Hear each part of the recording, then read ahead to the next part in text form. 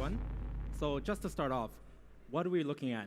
Amazon knows what Amazon users buy. Rakuten knows what Rakuten users buy. But actually, one key thing in all these industries is logistics knows what everyone's doing. And that's where we're starting from. Our whole mission, or our whole story actually belongs to bringing kind of exclusive deals around the world to your home. So as a consumer, what we're trying to do is solve these kind of problems.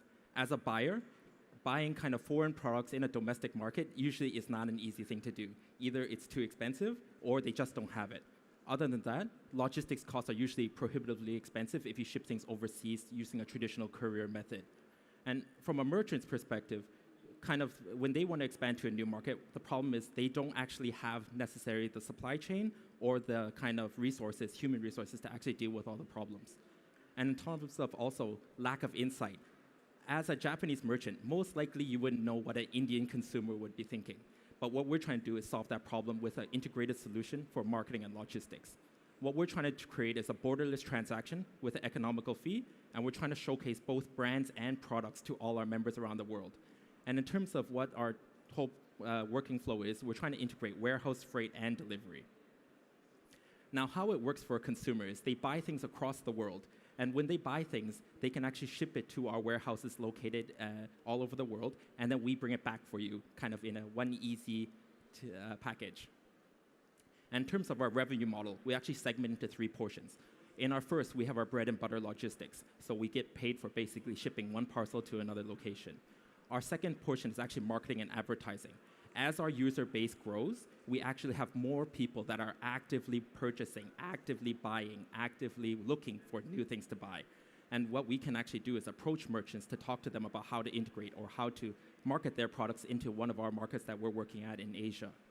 And in terms of the third stage that we're moving towards is we can actually get the distribution rights for these companies to market to all these regions. So we actually get a percentage cut of every sale made through our platform or through our services. And in terms of how this relates to big data or how does it relate to data at all, we actually have a unique characteristic where we actually know basically gender, age, friends, purchasing habit, purchasing patterns, everything we actually see through the customs clearance process, through the logistics process. And that's the most valuable thing to actually for merchants, because merchants basically want to know, how can I sell my good? Where can I sell my good? And then we're trying to solve that all in kind of one integrated process. So one case for discrepancy, we're talking about Dyson. So Dyson on the Japan warehouse for the V10 Absolute right now is around 99,144 yen. But actually, if you buy it off the Dyson UK website right now, it's 67,000. Why is there a price gap? Why is there price discrepancy? Usually it has to do with retail markup and also rent, like the overhead cost, something like that. But what we're trying to do is we're trying to create a fluid environment kind of through logistics and through our marketing channels. Now, in terms of our marketing channel, one example is actually the hairdryer. We bought this from Amazon UK at 140 bucks. Hong Kong price was about 130, 1,030. We sold basically 30 in 10 seconds. And everyone was complaining, why? We said, don't worry, you don't have to buy it through us. You can still go to Amazon.com to buy it. You can buy it from any one of the various e-commerce retailers in the world. Google Pixel 2 was another example. We sold 60 phones right when it launched within 2 hours through marketing through our marketing channels and our marketing partners. Now, we've expanded to 7 markets right now across the world. We're expanding to 3 more. We're hopefully going to take over Southeast Asia, about 80% of the market.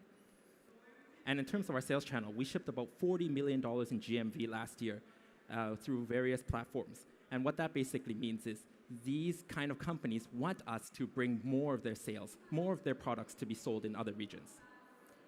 We raised our Series A in December for $2.3 million with Infinity Venture Partners leading from Japan and also M&S Partners out of Singapore. And in terms of our user traffic, actually our user growth has been organic. We spent less than 1% of our budget on actually marketing. 30% of our audience is referrals.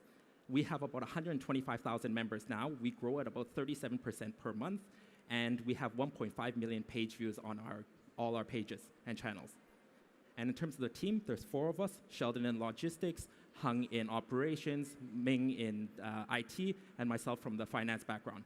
The 4 of us put together, what we're trying to do is create an international-based ecosystem that makes everything easy to do, and we can become the distributors of the world.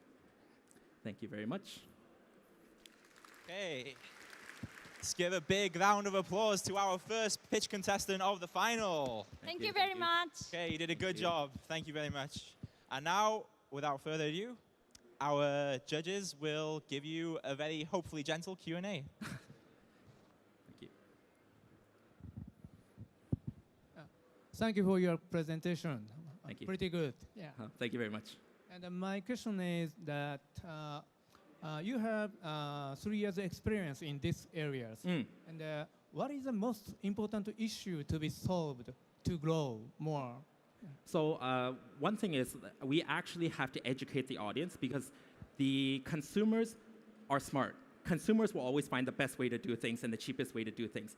But the problem is that takes time to educate. And when you try to educate at a kind of reasonable rate, it's like a growth pattern, sticky, sticky, sticky, and then kind of we blast off. So what we notice is it takes about 3 months for us to expand into a new market, 6 months to actually take off.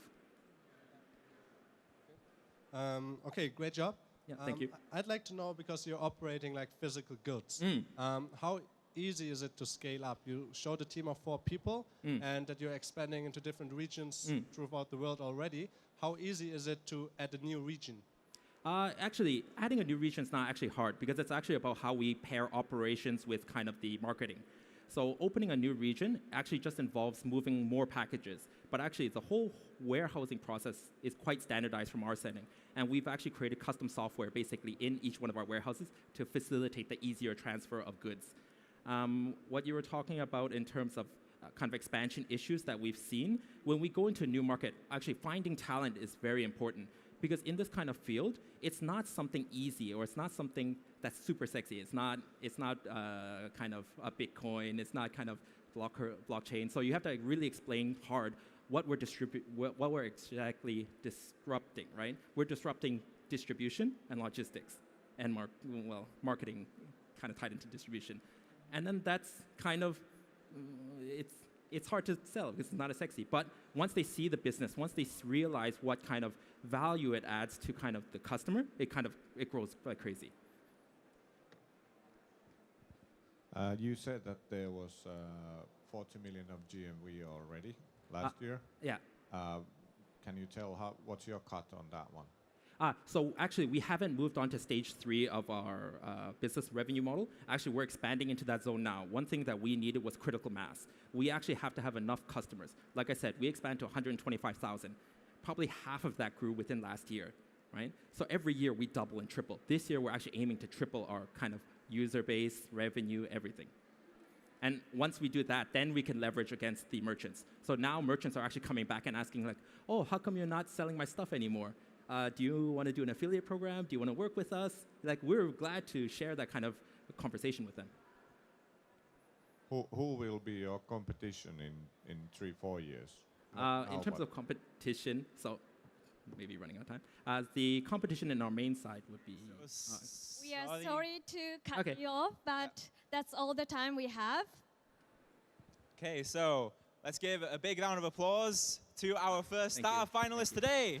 Bye and Thank you very much. Thank you so much. You did a great job.